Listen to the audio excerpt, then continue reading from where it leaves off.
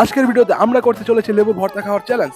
আর আমার সাথে আজকে প্রতিযোগিতা করবে আমার ইউটিউব চ্যানেলের বেশিরভাগ ভিডিওতে থাকে আমার টিমমেট শিশির। হাই গাইস, কেমন আছো তোমরা? তোমরা দেখতে পারছো আমার হাতে অনেকগুলো লেবু, আর এই লেবুগুলো আজকে আমরা খাবো।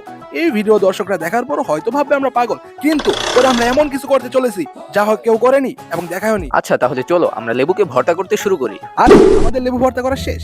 আমরা এটা খেতে পারবো কতটুকু তা জানি না, কিন্তু এটা দেখতে খুবই লোভনীয়। আর আজকের চ্যালেঞ্জে যে জিতবে তার জন্য একটি পুরস্কার রয়েছে, আমি পাবো না হয় তুমি। আচ্ছা নাহি, তার আগে একটা কথা বলি, আজকে চ্যালেঞ্জে তোমার কি মনে হয় কে জিতবে, আমি নাকি তুমি? সেটা ভিডিও শেষেই দেখা যাবে। কিন্তু আমার দাদি বলেছিল যে মোটা মানুষ টক খাবার খেতে পারে না, তাই মনে হয় আমি জিতবো। তুমি কি আমার অতিরিক্ত স্বাস্থ্য নিয়ে মজা করলে? যাই হোক, ভিডিও শেষে দেখা হচ্ছে। কথা না বলে চলো শুরু করি। হ্যাঁ, চলো শুরু করো।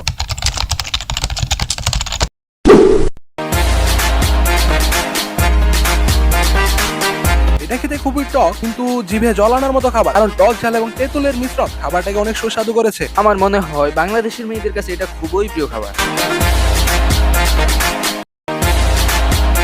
সত্যি কথা বলতে আমার এখন খেতে খুবই কষ্ট হচ্ছে।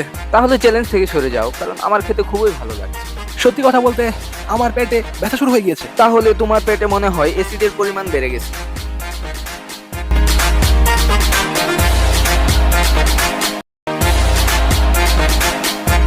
আমি আর পারলাম না, গুড বাই।